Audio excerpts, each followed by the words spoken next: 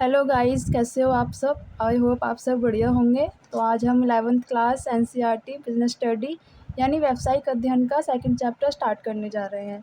तो स्टार्ट करने से पहले मैं आपको बता दूं कि इससे पहले मैं फर्स्ट चैप्टर की वीडियो अपलोड कर चुकी हूं। जिसने अभी तक नहीं देखी है वो जाके देख सकता है, क्योंकि जब तक आपको फर्स्ट चैप्टर समझ नहीं आएगा तब तक आप आगे के चैप्टर्स नहीं समझ पाओगे।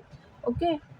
क्योंकि इस सब्जेक्ट में ऐसा है कि स्टार्टिंग के कुछ चैप्टर्स ऐसे हैं, जब तक आप वो अच्छे से नहीं क्लियर होगा, जब तक आप वो अच्छे से नहीं समझोगे, तो आगे के जितने भी चैप्टर्स हैं वो आप अच्छे से नहीं समझ पाओगे, आपको समझने में प्रॉब्लम होगी।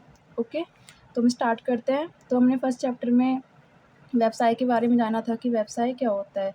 व्यवसाय वस्तुओं का उत्पादन करने व उनको उत्पादन स्थान से उपभोक्ताओं के पास पहुंचाने तक जितनी भी क्रियाएं की जाती हैं, यानी जितने भी कार्य किए जाते हैं, वे सब व्यवसाय में आते हैं। यानी व्यवसाय क्या होता है, कुछ व्यवसाय में वस्तुओं को उत्पादन किया जाता है, यानी वस्तुओं को कच्चे माल से तैयार माल में बदला जाता है और फिर उन वस्तुओं को उपभोक्ताओं यानी ग्राहकों तक पहुँचाया जाता है। तो उनमें जितने भी कार्य किए जाते हैं, जितने भी लोग उनमें शामिल होते हैं, उन सभी को क्या कहते हैं, व्यवसाय। व्यवसाय का मेन उद्देश्य क्या होता है, लाभ कमाना यानी प्रॉफिट गेन करना। ओके, तो स्टार्ट करते हैं। तो वस्तुओं का उत्पादन करने व उनको उत्पादन स्थान से उपभोक्ताओं तक पहुंचाने का कार्य जितनी भी क्रियाएं की जाती हैं, वे सब क्या कहलाती हैं, व्यवसाय। ये आपको अच्छे से क्लियर हो गया है, ठीक है। तो उत्पादन संबंधी क्रियाएं यानी कुछ व्यवसाय क्या होते हैं कि कच्चे माल को तैयार माल में चेंज करते हैं, यानी कच्चा माल खरीदते हैं, जैसे गन्ना खरीद लिया या फिर सीमेंट खरीद लिया, पत्थर खरीद लिया, उनको कुछ नया उसमें नए माल में उनको परिवर्तित करते हैं, यानी कच्चे माल से तैयार माल में उसको बदलते हैं। तो उसको उत्पादन कहते हैं और वो कहाँ किया जाता है, उद्योगों में यानी इंडस्ट्रीज़ में, ठीक है। और कुछ कार्य ऐसे होते हैं जो उद्योगों से उन माल को खरीद कर यानी कच्चे माल से जो तैयार माल में बदला हुआ है, जो तैयार माल है, जो फिनिश्ड गुड है, उसको खरीद कर उपभोक्ताओं यानी ग्राहकों तक पहुँचाते हैं, यानी हम तक पहुँचाते हैं। तो उन सभी कार्यों को क्या कहते हैं, वाणिज्य। तो हम देखते हैं व्यावसायिक क्रिया यानी व्यवसाय में क्या क्या कार्य किए जाते हैं, दो तरह से कार्य किए जाते हैं, उद्योग तथा वाणिज्य यानी इंडस्ट्री और कॉमर्स। तो उद्योग क्या होता है, वे सभी क्रियाएं जिसके माध्यम से कच्चे माल को तैयार माल में परिवर्तित किया जाता है, वह उद्योग कहलाता है। ठीक है, समझ में आ गया ना कि क्या होता है। उद्योग वह है जिसमें कच्चे माल को तैयार माल में बदला जाता है, यानी कच्चा माल पहले वो खरीदते हैं, जैसे किसानों से कच्चा माल खरीद लेते हैं, फिर उसको तैयार करते हैं किसी एक पर्टिकुलर माल में, जिसको वो उपभोक्ताओं तक यूज़ कर सके। उपभोक्ता उसको या तो डायरेक्ट यूज़ करते हैं या फिर वो क्या करते हैं, दूसरे उद्योग उन्हीं उद्योगों से वो माल को खरीद लेते हैं और फिर उसको एक नई चीज़ बनाते हैं, या फिर ये डायरेक्ट उस माल को तैयार कर देते हैं। ठीक है, तो उद्योगों में 3 प्रकार का माल तैयार किया जाता है, यानी उद्योगों में 3 तरह के माल को वो लोग बनाते हैं। पहला होता है उत्पादक माल या पूंजीकृत माल। पहले इसका मतलब जान लेते हैं हम। उत्पादक माल वो होता है कि जिसे हम या तो एक ही बार यूज़ कर सकते हैं या फिर 2 बार, इससे ज़्यादा हम नहीं कर सकते, यानी अंतिम वस्तु होती है वो। ठीक है, और पूंजीकृत माल नाम से पता चल रहा है, कैपिटल, यानी कि जिसको लंबे समय तक हम इस्तेमाल करते हैं, फिक्स्ड होती है। तो जिन वस्तुओं को दूसरे उद्योगों द्वारा उत्पादन के लिए प्रयोग किया जाता है, यानी कि उत्पादक माल या पूंजीकृत माल क्या होता है, वे वस्तुएं होती हैं, यानी इस उद्योग में उन वस्तुओं का उत्पादन किया जाता है जिसे दूसरे उद्योग इस उद्योग से खरीद कर अपने किसी नए माल को बनाने में हेल्प लेते हैं, यानी उपयोग करते हैं, जैसे मशीनरी, प्लांट, यंत्र यानी टूल्स। तो मतलब इस उद्योग में इस उत्पादक माल या पूंजीकृत माल, ये किस प्रकार का माल होता है, मशीनरी, प्लांट, यानी जो लंबे समय तक इस्तेमाल किए जाते हैं, दूसरे उद्योग यानी दूसरे उद्योगों द्वारा उत्पादन के लिए प्रयोग किया जाता है, यानी दूसरे उद्योग इन माल को हमसे खरीद लेते हैं और फिर मशीन का, प्लांट का, टूल्स का इस्तेमाल करके एक नया माल तैयार करते हैं। ठीक है, और दूसरा क्या होता है, उपभोक्ता माल। उपभोक्ता क्या होता है, ग्राहक, यानी जिन वस्तुओं को सीधा उपभोग में लाया जा सकता है। यानी कुछ उद्योग ऐसे होते हैं जो इस तरह का माल बनाते हैं कि सीधा ग्राहक उन्हें इस्तेमाल कर सकते हैं। मतलब उस माल को अब ज़रूरी नहीं है कि हम प्रोसेस करके एक नया माल तैयार करें, और हम कर भी नहीं सकते। ठीक है, जैसे रोटी, डबल रोटी। अब डबल रोटी को तो आप नई चीज़ बना नहीं सकते, इसको हम डायरेक्ट यूज़ कर सकते हैं, ग्राहक डायरेक्ट खरीद के इसको खा सकते हैं। कपड़ा, डायरेक्ट कपड़ा खरीद के हम पहन सकते हैं। दवाइयों को भी डायरेक्ट अगर वो बना रहे हैं तो डायरेक्ट हम उसको यूज़ कर सकते हैं। ठीक है, और तीसरा क्या होता है, मध्यवर्ती माल। मध्यवर्ती माल कौन सा होता है, यानी कई उद्योग ऐसी वस्तुओं का भी उत्पादन करते हैं जिनको किसी दूसरे उद्योग में प्रोसेस करके कोई नई वस्तु बनाई जाती है। यानी कुछ उद्योग ऐसे होते हैं जो अपने उद्योग में कुछ ऐसा माल बनाते हैं जो दूसरे उद्योग उस उद्योग से उस माल को खरीद कर एक नई चीज़ को बनाते हैं। जैसे कि प्लास्टिक, यानी कि हम एक उद्योग प्लास्टिक बना रहा है, तो दूसरा उद्योग उस उद्योग से उस प्लास्टिक को खरीद के एक नई चीज़ बना रहा है, जैसे प्लास्टिक से बाल्टी बना रहा है, डब्बे बना रहा है, ठीक है? ऐसी चीज़ें, जैसे रबड़, एल्यूमीनियम, ये सब चीज़ें। मध्यवर्ती यानी ये बीच की वस्तु होती है। पहले ये प्लास्टिक तैयार करता है उद्योग, फिर कोई दूसरा उद्योग उनसे ये प्लास्टिक खरीद कर एक नया चीज़ बनाता है, ठीक है? तो आपको समझ आ गया होगा उद्योगों में किस तरह के माल तैयार किए जाते हैं। अब देखते हैं उद्योगों के प्रकार। उद्योग कितने प्रकार के होते हैं? उद्योग वैसे तो 4 प्रकार के होते हैं, लेकिन अगर हम उसको डिवाइड करें तो 3 प्रकार में डिवाइड कर सकते हैं। जैसे पहला होता है प्राथमिक उद्योग, यानी प्राइमरी इंडस्ट्री। तो प्राइमरी इंडस्ट्री में क्या होता है? प्राथमिक उद्योग वे क्रियाएँ शामिल की जाती हैं जिनके द्वारा प्राकृतिक संसाधनों का प्रयोग करके अन्य उद्योगों के लिए कच्चा माल उपलब्ध किया जाता है। यानी प्राथमिक उद्योग वो होते हैं जहाँ पे हम संसाधनों यानी नेचुरल प्राकृतिक से वो कच्चा माल हम लेके आते हैं और फिर उससे क्या करते हैं, उसका उपयोग करके एक नया माल तैयार करते हैं। ठीक है? इसके अंदर क्या-क्या आता है? जननिक उद्योग यानी जेनेटिक उद्योग।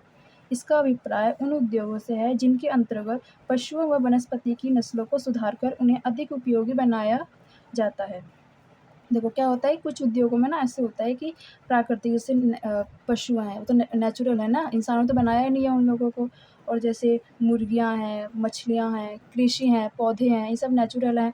तो क्या करते हैं, इन सबको वो अपने उद्योगों में पहले पैदा करते हैं। जैसे पशुओं को पहले वो पालते हैं, मुर्गियों को पालते हैं, फिर उनकी नस्लें अच्छी करते हैं, जैसे दवाइयाँ देना या अच्छा खाना-वाना खिला के, अच्छा चारा-वारा खिला के उनकी नस्ल अच्छी बनाते हैं, यानी उनकी चमड़ी, उनका मांस एकदम हड्डियाँ मजबूत कर देते हैं। फिर उससे ताकि दूसरे उद्योग फिर उन उद्योगों से उन पशुओं को खरीद कर एक नया माल तैयार करते हैं। जैसे उनकी चमड़ी से कितनी चीज़ें बन जाती हैं, जैसे ढोलक बनती है चमड़ी से। वैसे तो जैविक उद्योग में क्या आता है, जिनके अंतर्गत पशु व वनस्पति की नस्लों को सुधार कर, यानी जो पशु होते हैं उनकी नस्लों को अच्छा बनाया जाता है, वनस्पतियों को अच्छा बनाया जाता है, ताकि दूसरे उद्योग उनसे पशुओं को खरीद कर एक नई चीज़ बना सकें। वनस्पति से क्या कर सकते हैं वो, अगर वनस्पति की नस्ल अच्छी होगी, अच्छा है पौधा, उसकी छाल है वो अच्छी है, तो उससे क्या बना सकते हैं, दवाइयाँ, ठीक है? और दूसरा क्या होता है, निष्कर्षण उद्योग। इसका अभिप्राय उन उद्योगों से है जिसके अंतर्गत पृथ्वी, जल या वायु से कोई पदार्थ निकाला जाता है। जैसे खानों व कुओं से कोयला निकालना, लोहा निकालना, गैस, तेल आदि। कृषि से अनाज व अन्य वस्तुओं का उत्पादन करना। तो निष्कर्षण उद्योग क्या होता है कि हम धरती खोदकर या फिर कुआँ खोदकर उसके अंदर से निकालते हैं कुछ, जैसे जल निकालना यानी पानी निकालते हैं, फिर उसको साफ़ करते हैं, ठीक है? जैसे हम पानी निकालते हैं, कोई उद्योग है पानी निकालने का काम करते हैं, फिर दूसरे उद्योग क्या करते हैं, उस पानी को ले जाते हैं, फिर उसको साफ़ करते हैं, कई प्रोसेस निकाल के फिर उसको उपभोक्ता तक पहुँचाते हैं। वायु से कोई पदार्थ निकालना, यानी कितने सारे केमिकल्स वगैरह निकालते हैं जो अच्छे होते हैं। खानों व कुओं से कोयला निकालते हैं, बेचते हैं फिर उसको। लोहा निकालना, लोहे से भी काफ़ी चीज़ें बनती हैं। गैस, तेल निकालना, कच्चा तेल निकालते फिर उससे पेट्रोल वगैरह, डीज़ल वगैरह बनाते हैं, ठीक है? और जैसे कृषि अनाज ज़मीन से ही निकलती है ना, अनाज तैयार करते हैं या अन्य वस्तुओं का उत्पादन करना, यानी कृषि से बहुत सारे अनाज या बहुत सारी चीज़ें बनती हैं और फिर क्या करते हैं वो, उन सबको तैयार करके किसी दूसरे उद्योग को बेच देते हैं ताकि वो उनको एक नई चीज़ में बदल सकें, ठीक है? दूसरा क्या होता है, गौण उद्योग यानी सेकेंडरी। इसका अभिप्राय उस उद्योग से है जो प्राथमिक उद्योग द्वारा उत्पादित कच्चे माल का प्रयोग करता है तथा उसे तैयार माल में परिवर्तित करता है। देखो प्राथमिक उद्योग में क्या किया था कि नेचुरल प्राकृतिक संसाधन है, उसका इस्तेमाल कर किया था हमने और उससे किसी चीज़ का उत्पादन किया था। तो सेकंड में क्या करते हैं कि ये लोग उसी माल जो प्राथमिक में तैयार किया गया था, कच्चा माल जो निकाला गया था धरती से, कृषि से, उसी माल को ये लोग खरीदते हैं, फिर उससे एक नई चीज़ बनाते हैं, यानी कि उत्पादित कच्चे माल का प्रयोग करते हैं तथा उसे तैयार माल में बदलते हैं, यानी कच्चा माल उन लोगों से खरीदते हैं और फिर एक तैयार माल बनाते हैं, यानी कि एक नई चीज़ बनाते हैं। तो देखो पहला क्या है, निर्माणी उद्योग। निर्माण का देखो नाम ही पता चल रहा है, निर्माण यानी कि एक कोई नई चीज़ बनाना, मैन्युफैक्चरिंग करना। इसका अभिप्राय उन उद्योगों से है जिनमें कच्चे माल को मानव और मशीनों की सहायता से तैयार माल में परिवर्तित किया जाता है। यानी कि कच्चा माल वो लोग खरीद लेते हैं, पहले उद्योगों से, प्राथमिक उद्योग से कच्चा माल खरीद लेते हैं, फिर अपने उद्योग में या तो इंसानों की मदद से या फिर मशीनों की मदद से एक तैयार माल तैयार करते हैं, यानी एक नया माल बनाते हैं। जैसे कपास से कपड़ा, यानी कि प्राथमिक में जैसे कृषि में हम कपास तैयार करते हैं, फिर उस कपास को ये लोग खरीद लेते हैं, फिर इंसानों की सहायता से या मशीनों की सहायता से कपड़ा बनाते हैं, गन्ने से चीनी बनाते हैं, पत्थर से सीमेंट तैयार करते हैं। ठीक है, निर्माण यानी मैन्युफैक्चर करना, कच्चा माल खरीद के उसको एक नई चीज़ में बनाना। देखो रचनात्मक उद्योग, रचनात्मक यानी क्रिएटिविटी, एक नई चीज़ बनाना। इन उद्योगों में दूसरे उद्योगों द्वारा उत्पादित वस्तुओं का प्रयोग करके रचनात्मक कार्य किए जाते हैं। यानी दूसरे उद्योग अपने उद्योग में कुछ चीज़ बना रहे हैं, फिर हम उन उद्योगों से वो चीज़ खरीद कर एक नई चीज़ बना रहे हैं। जैसे कुछ उद्योग ईंट, पत्थर बनाते हैं, सीमेंट बनाते हैं, हम उनसे लेके क्या करते हैं, सीमेंट बना देते हैं। ऐसे पत्थरों को कूट कर सीमेंट बनाना, लोहा बनाना, ईंटें बनाना। तो कुछ उद्योग क्या करते हैं, वो लोग क्या बनाते हैं, ईंटें बना देते हैं, सीमेंट बनाते हैं, लकड़ी। तो इन सब का प्रयोग करके रचनात्मक उद्योग क्या बनाता है, भवन बनाना, पुल, सड़क, बाँध आदि। तो ठीक है, इन सब में क्या होता है, सीमेंट ले लेते हैं, ईंट पत्थरों से भवन बना देते हैं, यानी बिल्डिंग बना देते हैं, पुल बना देते हैं, सड़क बना देते हैं, बाँध बना देते हैं। ठीक है। और अब तीसरा क्या होता है, तृतीय श्रेणी के उद्योग। इन उद्योगों को सेवा उद्योग भी कहते हैं। सेवा माने सर्विस, यानी कि सेवा प्रदान करना किसी को। ये सेवाओं का उत्पादन करते हैं, यानी कि कुछ उद्योग ऐसे होते हैं जो दूसरे उद्योगों को मदद करते हैं। ये उनका जो सामान है उस सामान में पहुँचाने में, जैसे एक उद्योग से दूसरे उद्योग तक सामान पहुँचाने में जैसे प्रॉब्लम आती है, और किसी उद्योग को, जैसे कि एक उद्योग मान लो दिल्ली में है और एक हरियाणा में है, तो पहुँचाने में प्रॉब्लम होगी ना, यानी उनके पास अगर गाड़ियाँ नहीं है या कुछ पहुँचाने का सामान नहीं है, तो कैसे पहुँचाएँगे। तो ये तीसरे तरह के जो उद्योग हैं, ये इसी प्रॉब्लम को सॉल्व करने में हेल्प करते हैं, यानी कि जो उद्योगों में प्रॉब्लम आती हैं, जो परेशानियाँ आती हैं, उनका समाधान करने में हेल्प करते हैं। तो इसलिए इन्हें सेवा उद्योग कहते हैं, यानी कि उनकी सेवा ही करते हैं, बदले में पैसे भी लेते हैं। जैसी वस्तुओं को एक स्थान से दूसरे स्थान पर ले जाने की बाधा, यानी कि वस्तुओं को हम दूसरे स्थान तक ले जाने में प्रॉब्लम आती है, तो इसे यातायात, यानी कि यातायात यानी वाहन, परिवहन, गाड़ियों के उद्योग द्वारा किया जाता है। यानी कि कुछ उद्योग ऐसे होते हैं जो गाड़ियाँ बनाते हैं और उन गाड़ियों का इस्तेमाल क्या करते हैं, किसी दूसरे उद्योग की वस्तुओं को किसी दूसरे उद्योग तक पहुँचाने में हेल्प करते हैं। वित्त की बाधा यानी पैसे की बाधा, पैसे अगर किसी को प्रॉब्लम हो, किसी उद्योग को पैसे की प्रॉब्लम है, लोन चाहिए, उधार पैसा चाहिए, तो उसकी बाधा को कौन दूर करता है, बैंकिंग उद्योग। बैंक उधार देता है, ऋण देता है। ठीक है। माल का स्टॉक करने की बाधा संग्रहण दूर करता है। स्टॉक यानी कि अगर किसी उद्योग में बहुत सारा माल बन गया है किसी एक सीज़न में, ठीक है, और वो दूसरे सीज़न में वो माल बन नहीं सकता, क्योंकि हर सीज़न में अलग-अलग अनाज पैदा होते हैं। तो वो उस माल को स्टॉक करने में, या ना रखने की प्रॉब्लम आती है कि कहाँ रखेंगे, कैसे उसकी केयर करेंगे, कैसे उसको सँभालेंगे, क्योंकि वो लोग तो और माल तैयार करने में रहते हैं, बिज़ी रहते हैं। तो उसकी बाधा कौन दूर करता है, संग्रहण यानी वेयरहाउसिंग, भंडार गृह, जहाँ पे सारा माल इकट्ठा किया जाता है, बदले में वो लोग पैसे लेते हैं और वो उनके माल को ध्यान से रखते हैं, और जब वो मालिक उसका माल लेने आएगा तो वापस उनका माल कर देते हैं। ठीक है। अब हमने उद्योग के बारे में सीख लिया, बताया था ना, उद्योग में वस्तुओं का उत्पादन किया जाता है, यानी कच्चे माल को तैयार माल में तैयार किया जाता है, कच्चे माल का इस्तेमाल करके एक नई वस्तु बनाई जाती है।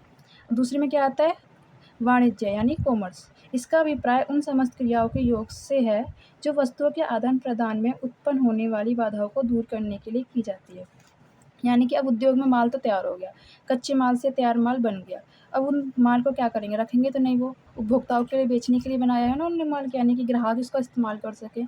तो उद्योग में माल तैयार हो गया, अब उन मालों को खरीद कर, उन वस्तुओं को खरीद कर ग्राहक तक पहुँचाने में जो भी कार्य किए जाते हैं, जो भी क्रियाएँ की जाती हैं, जो भी प्रॉब्लम्स आती हैं, जो भी उनका समाधान करते हैं, जितने भी लोग उसमें लगे हुए होते हैं, जो भी सारे काम किए जाते हैं, सारी क्रियाएँ की जाती हैं, उन सभी को क्या कहते हैं, वाणिज्य। ठीक है। इस वाणिज्य माल का उत्पादन नहीं करते, यानी माल तैयार नहीं करते, बल्कि तैयार माल को उपभोक्ता तक पहुँचाने का काम करते हैं, और उस तैयार माल को उपभोक्ताओं तक पहुँचाने में जो भी प्रॉब्लम्स आती हैं, जो भी क्रियाएँ की जाती हैं, उन सभी को ये समाधान करते हैं।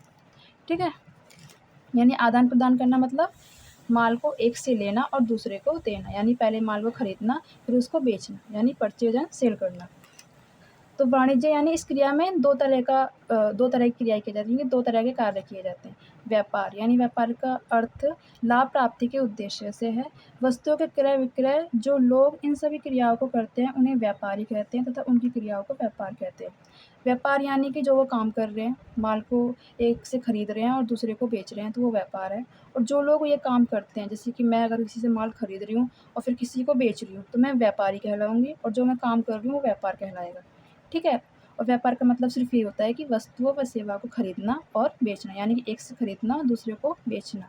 वस्तु का क्रय विक्रय पता चल गया क्या होता है। सेवाओं का मतलब वही कि कोई प्रॉब्लम आ रही है तो उसको कैसे सॉल्व किया जाए, यानी किसी उद्योग को, किसी व्यवसाय के कोई समस्या है, कोई जोखिम है कि सामान इधर से उधर पहुँचाना है या उनको लोन देना है, तो वो सब हम दूर करते हैं, यानी व्यापार वो सब दूर करता है। तो व्यापार 2 तरह से किया जाता है लोग, देशी व्यापार या विदेशी व्यापार। देशी व्यापार समझ गए होगे, यानी कि अपने ही देश में करना। जैसे हम इंडिया में रह रहे हैं तो हम अब इंडिया से बाहर नहीं जा सकते, इंडिया में ही करेंगे। फिर हम किसी भी राज्य में, गाँव में, किसी भी सोसाइटी में कर सकते हैं, यानी सिर्फ़ देश के अंदर, देश के बाहर नहीं जा सकते। विदेशी यानी देश के बाहर किसी दूसरे देश में, जैसे चाइना में करना या पाकिस्तान में करना, यानी कि दूसरे देश की सीमा पार करके किसी दूसरे देश के साथ व्यापार करना, विदेशी व्यापार कहलाता है। ठीक है? तो पहले हम पढ़ते हैं देशी व्यापार। देशी व्यापार वह है जब वस्तुओं का क्रय विक्रय किसी एक देश की सीमाओं के अंदर ही किया जाता है। इसका मतलब सीमाओं के अंदर मतलब कि इंडिया के अंदर ही कर रहे हैं। मतलब अगर हम इंडिया में रह रहे हैं तो इंडिया के अंदर ही होना चाहिए। फिर चाहे तुम किसी भी राज्य में करो, किसी भी शहर में करो, किसी भी गाँव में करो, किसी भी ज़िले में कर सकते हो। लेकिन वो देश के अंदर होना चाहिए, देश के बाहर नहीं जाना चाहिए। तो वो क्या कहलाएगा? देशी व्यापार। देशी व्यापार कितने प्रकार के किया जा सकते हैं? स्थानीय व्यापार। स्थानीय व्यापार किसी गाँव, कस्बे तक ही सीमित रहता है। यानी कि स्थानीय व्यापार किसी गाँव या कस्बे, यानी कि एक ही जगह बेचते हैं। जैसे हमारी मिठाई की दुकान है, तो मिठाई तो हम अपने गाँव के लोग खरीद सकते हैं या कस्बे आस-पड़ोस के लोग खरीद सकते हैं, ज़्यादा दूर तक नहीं जानी। स्थानीय मतलब ज़्यादा दूर नहीं, एक ही जगह पे होता है। हमारा गाँव हो गया या हमारा एक ही जगह, जैसे हम कहीं गुड़गाँव में रह रहे हैं तो सिर्फ़ गुड़गाँव तक हो सकता है, या फिर हम दिल्ली के किसी रोहिणी में रह रहे हैं तो सिर्फ़ रोहिणी की एरिया के, वहाँ के गाँव के, वहाँ के सेक्टर के लोग आ सकते हैं। तो वो कहलाएगा स्थानीय व्यापार। राज्य व्यापार यानी कि किसी राज्य के विभिन्न जिलों के मध्य होने वाला व्यापार, यानी किसी एक ही जिला के अंदर होना चाहिए। जैसे उत्तर प्रदेश में हो रहा है, तो उत्तर प्रदेश के जितने भी ज़िले हैं, उत्तर प्रदेश में जितने भी ज़िले हैं, उनके अंदर सिर्फ़ उन्हीं में कि एक ज़िले से दूसरे ज़िले तक, दूसरे से तीसरे ज़िले तक, सिर्फ़ उसी राज्य के अंदर होना चाहिए। जैसे अनाज, दाल, बर्तन, ठीक है? कि एक ज़िले का आदमी हमारे दूसरे ज़िले में दाल खरीदने आ रहा है, अनाज खरीद रहा है, बर्तन खरीद रहा है, यानी कि एक राज्य के अंदर ही होना है, किसी दूसरे राज्य में नहीं जाना। एक राज्य में जितने भी ज़िले हैं, जितने भी गाँव हैं, जितने भी शहर हैं, सब आ सकते हैं, लेकिन दूसरा राज्य नहीं आएगा। ठीक है? और तीसरा आता है अंतर्राज्यीय व्यापार। देखो अंतर्राज्यीय, पहले हमने क्या पढ़ा? राज्य यानी एक राज्य के अंदर। दूसरा क्या है? अंतर्राज्यीय यानी कि राज्य के बाहर। जब व्यापार एक ही देश के में विभिन्न राज्यों में होता है। ठीक है? मतलब देश में जितने भी राज्य हैं, हरियाणा है और उत्तर प्रदेश है, दिल्ली है, जितने भी राज्य हैं, सब खरीद सकते हैं एक-दूसरे से। उनको हम क्या कहते हैं? अंतर्राज्यीय व्यापार, यानी कि जितने बहुत सारे राज्य इकट्ठे पूरे देश में जितने भी राज्य हैं, एक-दूसरे से माल खरीद सकते हैं और एक-दूसरे को माल बेच भी सकते हैं, तो वो अंतर्राज्यीय। जैसे कपड़ा, कोई कपड़ा तो हम खरीद सकते हैं, जैसे किसी राज्य में कुछ अलग कपड़े की तरह के, जैसे पंजाब में अलग है, ठीक है?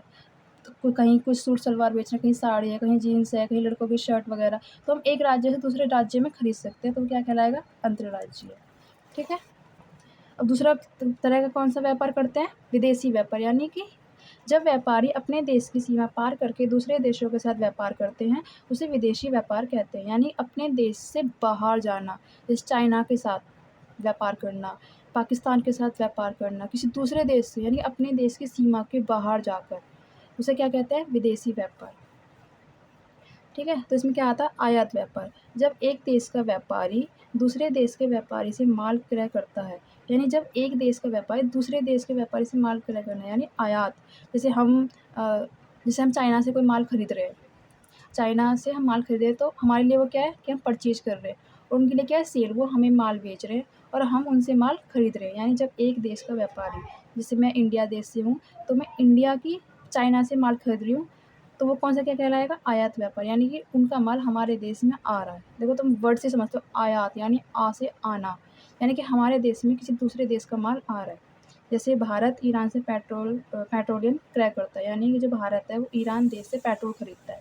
तो भारत के लिए वो क्या है? पेट्रोल क्रय करना, यानी आयात, कि वो हमारे देश में आ रहा है दूसरे देश से। और ईरान के लिए क्या हो सकता है? वो निर्यात, क्योंकि निर्यात क्यों हो सकता है? कि वो बेच रहे हैं, सेल कर रहे हैं।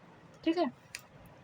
निर्यात व्यापार क्या कहलाता है? जब एक देश का व्यापारी दूसरे देश के व्यापारी को माल का विक्रय करता है। ये बताया था ना, जैसे भारत ईरान से पेट्रोल खरीदता है, तो भारत उनसे खरीद रहा है और ईरान हमें बेच रहा है। तो भारत के लिए वो पेट्रोल क्या है? आयात, क्योंकि हमारे देश में वो आ रहा है। और ईरान के लिए वो क्या है? निर्यात, क्योंकि वो ईरान के देश से हमारे देश को बेच रहा है, उनके देश से हमारे देश में आ रहा है। ठीक है? तो निर्यात जब एक देश का व्यापारी दूसरे देश के व्यापारी को माल विक्रय करता है। जैसे भारत सूती कपड़ा, चाय, जूट आदि का विदेशों को विक्रय करता है। यानी जब दूसरे देश हमारे देश से, इंडिया से चाय खरीदते हैं, जूट खरीदते हैं, सूती कपड़ा खरीदते हैं, तो वो हमारे लिए क्या है? निर्यात, क्योंकि हमारे देश का माल दूसरे देश में जा रहा है, बाहर जा रहा है। समझ में आ गया? आयात यानी दूसरे देश का माल हमारे देश में आ रहा है, यानी कि एक देश का माल दूसरे देश को बेचना, यानी हम उनसे खरीद रहे हैं, मतलब हमारा देश दूसरे देश से माल खरीद रहा है। और निर्यात यानी हम अपने देश के माल को किसी दूसरे देश में बेच रहे हैं। तीसरा क्या होता है? पुनः निर्यात व्यापार। जब एक देश द्वारा माल किसी अन्य देश से आयात करके किसी तीसरे देश को निर्यात कर दिया जाता है। पुनः निर्यात, निर्यात मतलब पता चल गया ना कि हम किसी को अपने देश का माल बेच रहे हैं। पुनः निर्यात यानी दोबारा उसको बेचना, कि जब मान लो हमारे देश, हमने किसी से माल खरीदा, जैसे मान लो यहाँ पर था भारत से सूती कपड़ा खरीदता है विदेश के लोग। जैसे मान लो उन लोगों ने हमसे सूती कपड़ा खरीदा पहले, फिर किसी तीसरे देश ने उन लोगों से वो कपड़ा मांगा, तो उन्होंने किसी तीसरे देश को वो कपड़ा बेच दिया। 3 देश आ गए ना, पहले तो इंडिया आ गया, फिर कोई दूसरा देश आ गया, फिर तीसरे देश ने उस दूसरे देश से वो माल मांग लिया, तो 3 देश आ गए, तो उसे कहते हैं पुनर्निर्यात। यानी कि पहले एक बार उस देश को खरीदना उस देश से, फिर उसी माल को किसी तीसरे देश को बेच देना। जब एक देश द्वारा माल किसी अन्य देश से आयात करके, यानी पहले भारत ने जैसे मान लो भारत ने ईरान से पेट्रोल खरीदा, तो फिर चाइना को पेट्रोल की ज़रूरत थी, तो हमने वो पेट्रोल चाइना को बेच दिया। 3 देश आ गए ना, भारत, ईरान, चाइना। यानी कि हमने पहले ईरान से खरीदा, फिर चाइना को बेच दिया। हमने पहले आयात किया, फिर निर्यात कर दिया, तो वो क्या कहलाता है? पुनर्निर्यात व्यापार। ठीक है। व्यापार की सहायक क्रियाएँ, यानी कि जब हम व्यापार करते हैं तो उसमें, एक मिनट, देखो जब हम व्यापार करते हैं तो व्यापार में कुछ समस्याएँ आती हैं, जैसे कि जैसे व्यापार आ गया, इसमें देशी व्यापार, विदेशी व्यापार। तो एक राज्य से दूसरे राज्य में सामान पहुँचाना है, जैसे मान लो दिल्ली से उत्तर प्रदेश सामान पहुँचाना है। अब व्यापार करने वाले में हो सकता है आदमी कम हो सकते हैं कि कैसे बेचें माल, कैसे पहुँचाएँ, ठीक है? या फिर गाड़ियों की कमी हो सकती है, गाड़ियाँ नहीं है, इतना सारा माल है, कैसे पहुँचा सकते हैं? या फिर उनसे हम कैसे बातचीत करें कि आपको इस दिन सामान लेने आना है, इस दिन आपके घर सामान पहुँच जाएगा, इस दिन आपकी कंपनी में सामान पहुँच जाएगा। मतलब बहुत सारी प्रॉब्लम आती हैं, या फिर हमें लोन चाहिए। तो उन सारी समस्याओं को दूर करने के लिए जो भी कार्य किए जाते हैं, उन सबको व्यापार की सहायक क्रियाएँ कहते हैं। इसका अभिप्राय उन सभी क्रियाओं से है जो व्यापार में आने वाली विभिन्न बाधाओं को दूर करने के लिए की जाती है। यानी कि व्यापार की सहायक क्रियाएँ क्या होती हैं? जब हम व्यापार करते हैं, यानी कि माल को खरीदते हैं, फिर किसी को बेच देते हैं, तो जब उन खरीदने और बेचने के बीच में जो भी प्रॉब्लम्स आती हैं, जो भी समस्या आती हैं, उन सबको दूर करते हैं, उन्हें क्या कहते हैं? यानी व्यापार की सहायक क्रिया। देखो जैसे पहले क्या है? व्यक्तियों की बाधा, यानी व्यक्तियों की बाधा मतलब क्या होता है? देख अ, यहाँ देखो हमें माल अपना बेचना है। देखो हमारे पास जैसे किसी व्यापारी ने बहुत सारा माल खरीद लिया उद्योग से, यानी इकट्ठा माल खरीद लिया बहुत सारा, लेकिन इसको बेचे कैसे? जैसे मान लो वो बहुत दूर है और ग्राहक बहुत दूर होते हैं, तो कैसे बेच सकता है? ग्राहक तो इतनी दूर आ नहीं सकता माल खरीदने। तो वो लोग क्या करते हैं, पहले वो माल किसी एक व्यक्ति को दे देते हैं, फिर वो व्यक्ति किसी तीसरे व्यक्ति को दे सकता है, और फिर वो तीसरा व्यक्ति सीधा ग्राहकों तक पहुँचा सकता है। यानी मध्यस्थ, यानी जो बीच के लोग होते हैं, यानी व्यापार से ग्राहकों तक के बीच में जो भी इंसान होते हैं, जो भी आदमी होते हैं, कि पहले वो व्यापारियों से माल खरीदते हैं और फिर ग्राहकों तक पहुँचाते हैं। जो मध्यस्थ होते हैं, बीच में जो भी व्यक्ति काम करते हैं, हमारी हेल्प करते हैं, वो मध्यस्थ कहलाते हैं।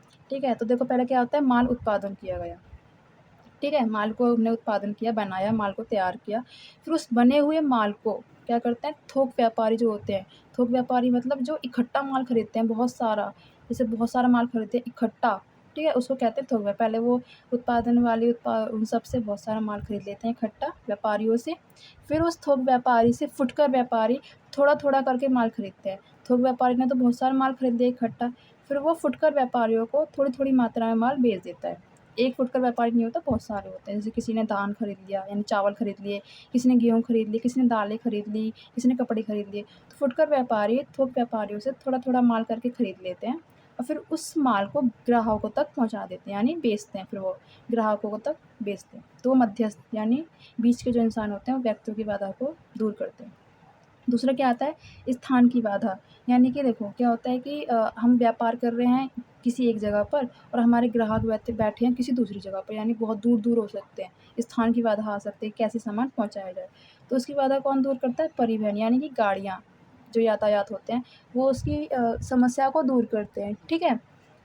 तो कुछ उद्योग मतलब कुछ व्यापार ऐसे होते हैं जो गाड़ियों का व्यापार करते हैं कि अगर किसी को प्रॉब्लम आ रही है अपना सामान एक स्थान से दूसरे स्थान तक पहुँचाने में, वो परिवहन दूर करते हैं कि मतलब उनके सामान को ग्राहक तक पहुँचाने या थोक व्यापारियों तक पहुँचाने का कार्य करते हैं और उस सामान पहुँचाने के बदले किराया लेते हैं, पैसा लेते हैं, ठीक है? और इसमें एक बाधा ये भी आती है कि जैसे हम किसी को माल बेच रहे हैं, शायद थोक व्यापारी को बेच रहे हैं, किसी दूसरे व्यापारी को बेच रहे हैं, तो हम उससे बात कैसे करें कि आपका सामान इस दिन पहुँच जाएगा, इतने समय तक पहुँच जाएगा, इतने बजे पहुँच जाएगा या फिर हमारा एक गाड़ी आएगी। तो ये सब हम कैसे या कोई एग्रीमेंट करना है, दूर है जैसे हम आज का ले लेते हैं कि हम आज की जनरेशन में क्या होता है कि हम माल खरीद रहे हैं, ऑनलाइन माल खरीदते हैं, तो हम माल तो देखने जाते नहीं हैं, ऑनलाइन चेक कर लेते हैं। लेकिन वो हमारे साथ लेन-देन कैसे करते हैं कि आपको इतने पैसे देने हैं, इतने टाइम पे आपका सामान पहुँचेगा। कैसे करते हैं? संदेश वाहन यानी कि फ़ोन, टेलीफ़ोन, इंटरनेट इन सब के माध्यम से करते हैं ना कि फ़ोन के माध्यम से हम एग्रीमेंट कर लेते हैं कि हमको ये माल चाहिए और वो हमसे बता देते हैं कि इतने समय पे आ जाएगा, इस दिन आएगा, इस तारीख को आएगा, इतने पैसे देंगे। यानी कि संदेश वाहन उसको यानी कम्युनिकेशन यानी कि सामान की लेन-देन करना, उसका प्राइस डिसाइड करना, समय डिसाइड करना कि इस दिन आपका माल पहुँच जाएगा, इन सब को कौन दूर करता है? संदेश वाहन, ठीक है? समय की बाधा समय की बाधा का मतलब क्या होता है कि जैसे मैंने आपको बताया कि व्यापार लोग बहुत सारा माल उन्होंने माल खरीद लिया इकट्ठा। जैसे गेहूँ पूरे साल तो उगाया नहीं जा सकता, चावल पूरे साल नहीं उगा सकते, किसी एक मौसम में ही उगा सकते हैं, दालें यानी ऐसे बहुत सारे फ्रूट्स भी हैं, बहुत सारी चीज़ें हैं कि हम किसी एक मौसम में ही कर सकते हैं। लेकिन इस्तेमाल तो हम पूरे साल करते हैं, पूरे साल हमें चावल चाहिए होता है, पूरे साल हमें गेहूँ चाहिए होता है, जो सेब है, ऐसे फ्रूट्स में सेब पूरे साल चलता है। लेकिन वो उगते किसी एक ही मौसम में हैं, तो वो कैसे हमें मिलते हैं पूरे साल? कि वो इकट्ठा खरीद लेते हैं। पहले वो किसानों से या उद्योगों से व्यापारी इकट्ठा खरीद लेते हैं, लेकिन उन्हें रखने की प्रॉब्लम आती है कि वो रखें कैसे? अब उनके पास जगह कम होती है और अगर जगह हो भी जाती है, तो सोचते हैं रख भी लें, लेकिन उनकी फिर वो देखभाल कैसे करेंगे? खराब भी हो सकता है, बारिश आ जाएगी तो खराब हो जाएगा, तो उसको रखेंगे कैसे? देखभाल तो कर नहीं सकते क्योंकि उन्हें तो व्यापार करना है और भी तो माल खरीदना, बेचना है, तो उसकी देखभाल नहीं कर सकते। तो उसकी प्रॉब्लम कौन दूर करता है? संग्रहण, वेयर हाउसिंग इंग्लिश में कहते हैं वेयर हाउसिंग। यानी भंडार गृह, सुना होगा ना भंडार गृह कि जहाँ बहुत सारा माल इकट्ठा रखा जाता है, तो वो काम ही यही करते हैं व्यापारी। कुछ कुछ व्यापारी ऐसे होते हैं वो काम ही यही करते हैं कि वो बहुत सारी बड़ी-बड़ी भवन बना लेते हैं, बहुत सारी बड़ी-बड़ी बिल्डिंग यानी जिसको वो संग्रहण के नाम दे देते हैं भंडार गृह। वहाँ क्या करते हैं वो बहुत सारे तरह-तरह के व्यापारियों का माल इकट्ठा करके वहाँ रख लेते हैं, ठीक है? बहुत सारे तरह-तरह के और फिर उसके बदले वो एक एग्रीमेंट करते हैं मतलब प्रूफ़ के तौर पे एक लिस्ट अपने पास रख लेते हैं कि हाँ, हमारे पास इस व्यापारी का सामान है और उनके पास भी व्यापारी के पास भी एक लिस्ट कॉपी रहती है कि हमारा सामान इस भंडार गृह में रखा हुआ है और फिर जब उनका मालिक उस सामान खरीदने आता है तो बदले में पैसे दे के जाता है और अपना माल ले जाता है। जो व्यापारी होते हैं जो उस भंडार गृह को चला रहे होते हैं वो उसका अच्छे से ख़्याल रखते हैं, उसकी नमी से दूर रखना यानी कि बारिश-वारिश से दूर रखना, कीड़े-मकोड़े मारने के लिए दवाइयाँ इस्तेमाल करता है कि उनका सामान कभी ख़राब ना हो। ठीक है? जोखिम की बाधा यानी कि मान लो जोखिम यानी क्या होता है कि हमारे पास सामान है, हम सामान को एक स्थान से दूसरे स्थान पहुँचा रहे हो कि व्यापारियों का काम ही होता है, जैसे देशी व्यापारी में एक राज्य से दूसरे राज्य पहुँचा रहे हैं, दूर भी हो सकता है, ठीक है? मान लो गाड़ियों से पहुँचा रहे हैं, रास्ते में कुछ हो जाए, एक्सीडेंट हो जाए, माल चोरी हो जाए या फिर अचानक से आग लग जाए, माल ख़राब हो जाएगा, तो प्रॉब्लम आ जाएगी ना, इतना सारा माल होता है, इतना सारा सामान होता है, तो इन सब का जोखिम यानी बीमा, इंश्योरेंस, सुना ही होगा ना इंश्योरेंस क्यों करवाते हैं? ताकि अगर हमारी लाइफ़ फ्यूचर में कोई प्रॉब्लम आ जाए तो उसकी भरपाई हमारा बीमा कर सकता है, जैसे हम लाइफ इंश्योरेंस कराते हैं। कुछ लोग कुछ सालों का कराते हैं कि इतने सालों का 10 साल 20 साल कितने साल बाद मान लो कि घर में कोई प्रॉब्लम आ जाए तो हमें दूर कर सकते हैं। कोई हेल्थ इंश्योरेंस कराता है कि अगर बीमारी हो जाए कोई बहुत तगड़ी और बहुत सारा पैसा खर्च करना पड़े हमारे पास ना हो तो वो इंश्योरेंस हमारा पैसा भर देता है। वैसे ही हम अपने माल का इंश्योरेंस करा देते हैं कि अचानक से आग लग जाए, माल ख़राब हो जाए या फिर कोई प्राकृतिक प्रॉब्लम आ जाए, जैसे बाढ़ आ जाए, तूफ़ान आ जाए, कोई कोरोना जैसे कोरोना बीमारी आ गई थी, कोई बीमारी आ जाए, माल ख़राब हो जाएगा ना तो उसका इंश्योरेंस करा लेते हैं ताकि अगर ख़राब होने पर, कोई प्रॉब्लम आने पर इंश्योरेंस क्या करता है हमारी भरपाई कर देता है, ठीक है? यानी उस हानि का भरपाई करना। वित्त की बाधा बैंकिंग करता है। वित्त की बाधा मतलब पैसे, लेन-देन करने के लिए। जैसे हमें व्यापारियों को माल खरीदना है, उनके पास पैसा नहीं है, ऋण नहीं है, तो क्या करते हैं लोन लेते हैं, लोन लेने की ज़रूरत पड़ती है। या फिर उन्हें व्यापार शुरू करने के लिए कोई भवन बनाना है, बिल्डिंग बनानी है, कोई जैसे गाड़ियों वाले होता है तो उन गाड़ियों के लिए टूल्स चाहिए, मशीनें चाहिए, तो उनके पास इतना पैसा नहीं होता है, तो वो कहाँ से आता है इतना पैसा? उधार लेते हैं वो लोगों से या फिर लोन लेते हैं, तो क्या करते हैं बैंक से ले लेते हैं, ठीक है? तो बैंकिंग क्या करती है उनकी इस बाधा को दूर करता है, उन्हें लोन देती है, यानी उन्हें ऋण देती है। वैसे आजकल कंपनियों में ये भी होता है कि अपनी वित्त की बाधा वो इस तरह से भी दूर करते हैं कि कंपनियों में ना क्या होता है, सार्वजनिक कंपनी यानी पब्लिक जो गवर्नमेंट कंपनी होती हैं, क्या करती हैं, शेयर्स इश्यू कर देती हैं। उसको हम आगे पढ़ेंगे वो क्या होता है। शेयर्स इश्यू कर देती हैं और जो जनता होती है, इन्वेस्टर, वो उन शेयर्स को खरीद लेते हैं, यानी कि और वो इस शेयर्स को खरीदने के बदले उस कंपनी को पैसे देते हैं, यानी पर शेयर। जैसे एक शेयर खरीदा था, 100 रुपये का एक शेयर हो गया मान लो, जस्ट फॉर एग्जाम्पल। तो वैसे वो जितने शेयर्स खरीदते हैं उतने पैसे देते हैं, यानी अपना पैसा इन्वेस्ट करते हैं और कंपनी उनको बदले में प्रॉफ़िट देती है, यानी लाभ में हिस्सा देती है। तो कंपनी को पैसा मिल जाता है ना अपना व्यापार में आगे बढ़ाने के लिए, काम करने के लिए। वैसे ही बैंक करता है, बैंक वित्त की बाधा को दूर करता है, यानी वो लोन देता है। सूचना की बाधा, यानी कि हमने जो माल बनाया, जो व्यापारी माल बेच रहे हैं, वो लोगों तक कैसे बताएँ ग्राहकों कि हमारा ये माल बना है, आप लोग खरीदिए, इस तरह का माल है, आप इस तरह यूज़ कर सकते हैं। तो एडवर्टाइज़ यानी विज्ञापन। टीवी पे भी बहुत आता है ना कि आप ये माल अच्छा है, इसे खरीद सकते हैं, इस कंपनी का है वगैरह-वगैरह। यूट्यूब पे भी आता है विज्ञापन, एडवर्टाइज़िंग, ठीक है? तो हम इसको अब उद्योग, वाणिज्य एवं व्यापार में अंतर, इसको हम अच्छे से क्लियर से समझ जाएँगे अब। आपने अब तक जितना पढ़ा उसका अंतर समझते हैं, ठीक है? उद्योग, वाणिज्य, व्यापार। उद्योग बता दिया था क्या होता है, जहाँ माल उत्पादन किया जाता है। वाणिज्य यानी कि जो उत्पादन माल बना हुआ है उसको खरीदना फिर उसको ग्राहकों तक बेचना। व्यापार क्या होता है, देश का व्यापार करना, विक्रय यानी क्रय-विक्रय। व्यापार में सिर्फ माल को हम खरीदते हैं और बेचते हैं। वाणिज्य में माल खरीदते हैं, बेचते भी हैं, लेकिन हम कुछ सेवाएँ भी प्रदान करते हैं। उपभोक्ताओं तक पहुँचाने में बहुत सारे काम करते हैं। तो पहले हम अंतर जान लेते हैं। इसका अर्थ क्या होता है? उद्योग यह वस्तुओं व सेवाओं का उत्पादन करती है, यानी कि कच्चे माल से तैयार माल में बनाती है। वाणिज्य, इसमें सभी क्रियाएँ आती हैं जो वस्तुओं व सेवाओं के उत्पादन से लेकर उपभोक्ताओं तक पहुँचाने में की जाती हैं। यानी इसमें वो सारे कार्य आते हैं जो माल खरीदने से लेकर ग्राहकों तक पहुँचाने में की जाती हैं। यानी बीच में जितनी भी कार्य किए जाते हैं, जितनी भी क्रियाएँ की जाती हैं, वो सारी क्रियाएँ वाणिज्य में आती हैं। व्यापार में केवल वस्तुओं व सेवाओं का क्रय-विक्रय किया जाता है, यानी कि व्यापार क्या होता है, जिसमें सिर्फ़ और सिर्फ़ वस्तुओं को खरीदना व उन्हें ग्राहकों को बेचना या किसी को बेचना, सिर्फ़ ये आता है, ठीक है? दूसरा क्या होता है, पूँजी की आवश्यकता, यानी इन तीनों में पूँजी को कितनी पूँजी की आवश्यकता होती है। उद्योग में बड़ी मात्रा में कार्यशील व स्थायी पूँजी की आवश्यकता होती है, यानी उद्योग है, कच्चा माल खरीद रहा है, फिर उसको बना रहा है, तो उसको बहुत ज़्यादा पूँजी की आवश्यकता होगी ना, तो इसमें सबसे ज़्यादा यानी बड़ी मात्रा में पूँजी की आवश्यकता होती है। अब इसमें एक चीज़ आएगी, कार्यशील पूँजी और स्थायी पूँजी। तो ये क्या होता है, मैं आपको बताती हूँ। कार्यशील पूँजी यानी वर्किंग कैपिटल, नाम से पता चल रहा है वर्किंग, यानी वर्किंग, कार्य करने के लिए। यह वह पूँजी होती है जो व्यवसाय के रोज़मर्रा के कार्य के लिए उपयोग किया जाता है।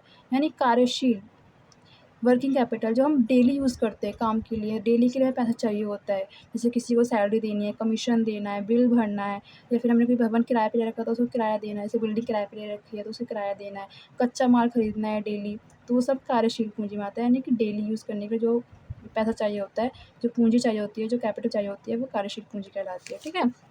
स्थायी पूँजी, नाम से पता चल रहा है स्थायी, यानी फ़िक्स, एक बार ले लेते हैं और उसको लंबे समय तक यूज़ करते हैं।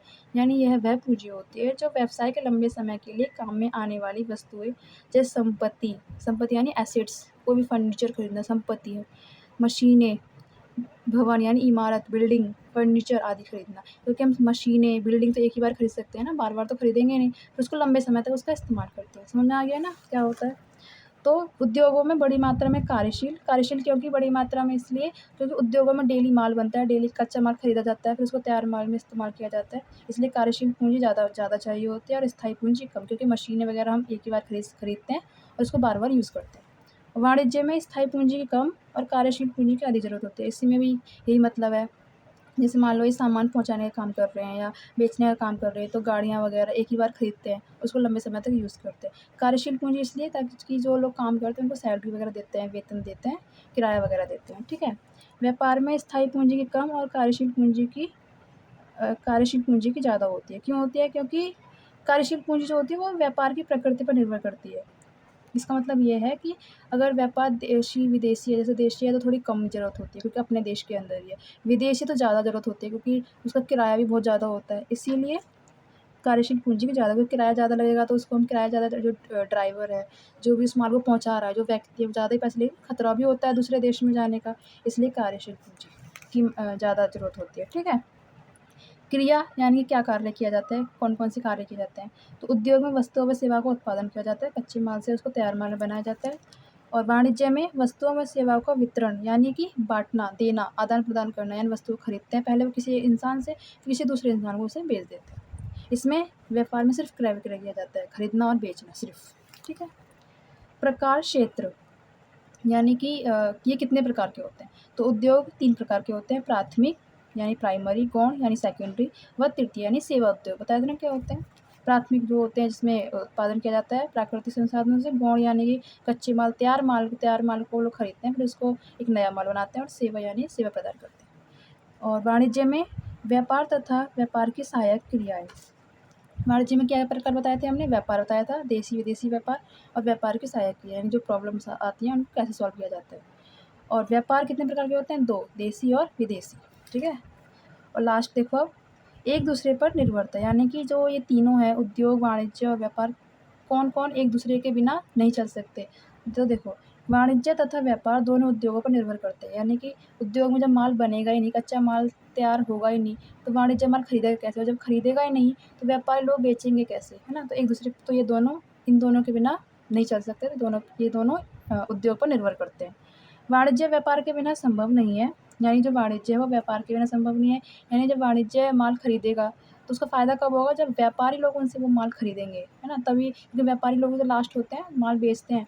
तो वाणिज्य व्यापार के बिना संभव नहीं है, क्योंकि व्यापार वाणिज्य का ही रूप है। पढ़ा होगा ना, देखा था ना हमने, वाणिज्य के 2 रूप होते हैं, व्यापार, व्यापार की सहायक क्रिया है। तो व्यापार तो उसका रूप ही था, तो ये तो इसके बिना संभव है ही नहीं।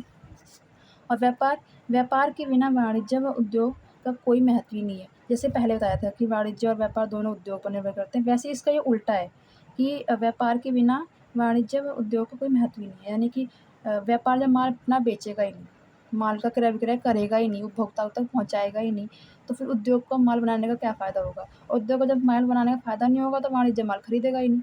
यानी कि व्यापार के बिना ये दोनों संभव नहीं। ठीक है, आई होप आपको ये समझ आ गया होगा। तो अगर आपको मैंने समझाया हुआ समझ आ रहा है, तो प्लीज़ मेरे चैनल को सब्सक्राइब करें, ताकि मैं आगे जितनी भी वीडियोज़ बनाऊँ, आपको वो ईज़िली अपडेट्स हो सकें, आपको वो मिल सकें। और अगर आपको मेरी वीडियो अच्छी लगती है, तो मेरी वीडियो को लाइक करें, और अगर आपको कोई डाउट है तो कमेंट कर सकते हैं, मैं आपके कमेंट्स का ज़रूर रिप्लाई करूँगी। Thank you.